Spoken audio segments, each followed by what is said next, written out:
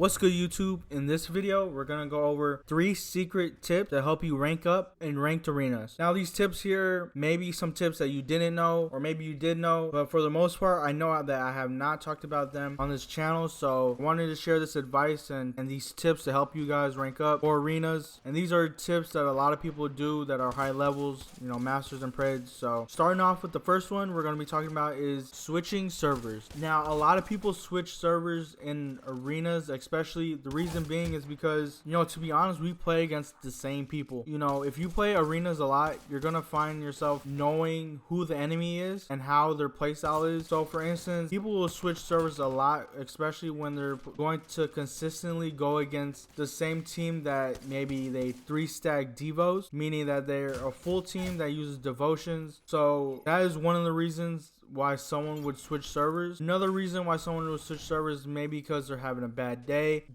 They could be a solo, but they keep getting matched up against the same enemies. So that would cause someone to switch servers as well. But, you know, when you're switching servers, it's not saying that, you know, you're trying to run away or anything. It's just saying that you could just be having a bad day, or that the fact that there's just some people you just don't want to waste your time playing because of how they play, you know, especially the ones that use triple devotions, the ones that use triple rampages from last season. You know, you just know in arenas who those people are, because arenas is a very small based community and not that many people play arenas, so it's easy to tell who you're going to play and how they play. Now, also to talk about the servers or switching servers is that, you know, the ping when switching servers isn't that bad in arenas because it's a 3v3 base game mode, so the ping won't be really effective in a bad way, you know. So don't be afraid if you're going to a ping where, let's say, your main server is like 30 ping, but the other server is like a 60 or 70 ping. It won't affect you too much. That was the first thing that we're going to talk about. So the second secret that I have to help you rank up is knowing how the point system works. Now, my last video was talking about the placement matches. So after you get placed,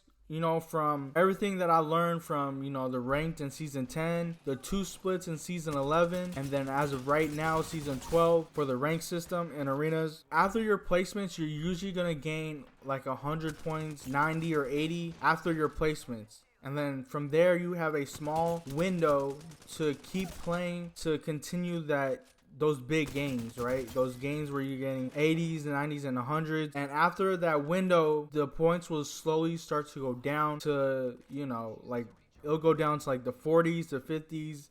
Then it'll go down even more to like the 12s to the 20s. So just understand that after your placements, you need to make every game count, because the more games that you play, the lower points you'll start getting. Every game that you play, you need to make it count as a win, because it will make the rank grind go by a lot faster when you're going from whatever you got placed to masters or pred. So understand how the AP system works. AP system meaning the arena points. They're usually very high right in the beginning after your placements. So when people message me or comment me saying that they get like a 12 or a 20 in, like, you know, platinum, the best thing I could tell them is to maybe, you know, you've been losing a lot, so you need to reset your point system, go on a mini winning streak, like a 5-6 game winning streak. And usually if people tell me that does not work to where the points that they'll get will be like a 30 or 40, that usually means that if it doesn't work, it usually means that they played so many games before platinum rank that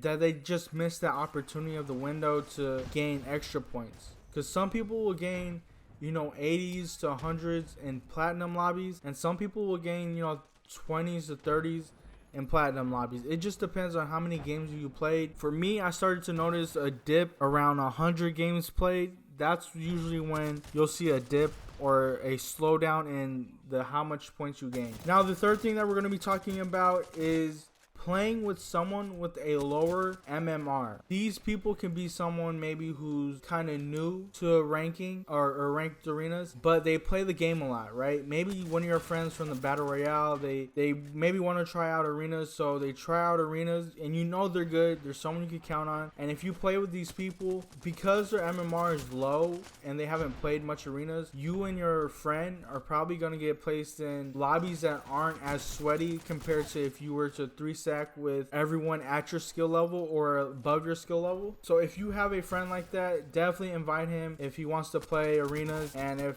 you know his MMR is kind of low, or if they do play arenas and they just maybe solo, they just don't win as much because they are solo. And if you invite them, the games that you'll get or the lobbies that you get will probably be a little less sweatier. That's something that I've seen from this season, previous seasons. When it comes to ranked arenas, the lobbies are kind of based off your MMR. And also another thing too to add on to this is that usually I find that after like you go on a 5, 6, 7 game win streak, you're usually playing a lot of people that are actually lower tier than you when it comes to ranked arenas. So let's say if we go on a 6 game winning streak, within those 6 games you'll probably play a lot of sweats, a lot of tryhards. You know, you'll play against people you know that you see all the time. But then for some reason it feels like after the 6 games, you'll be placing against people that you've never seen.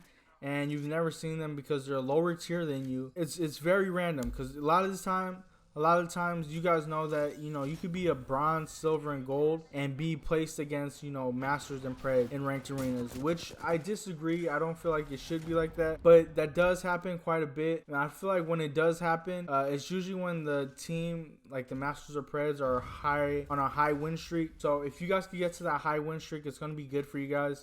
It's gonna be good for you guys to get lower tier lobbies. But yeah, these right here, these 3 secrets are something that I feel like can help you guys a lot when it comes to ranking up in the ranked arenas. These 3 tips I have not talked about at all on my channel.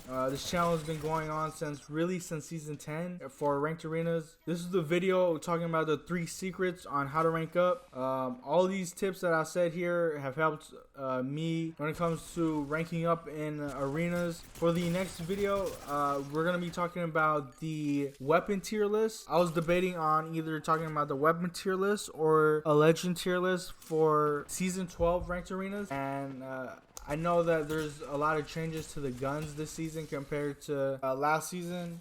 I think there weren't really any changes when it comes to legends other than adding Maggie and you know doing a rework on crypto. So I decided that my next video is going to be talking about the weapon tier list. So yeah, this was the video. Let me know what you guys think about this video. If you guys could, don't forget to leave a like, comment, and subscribe, and I'll see you guys on the next video.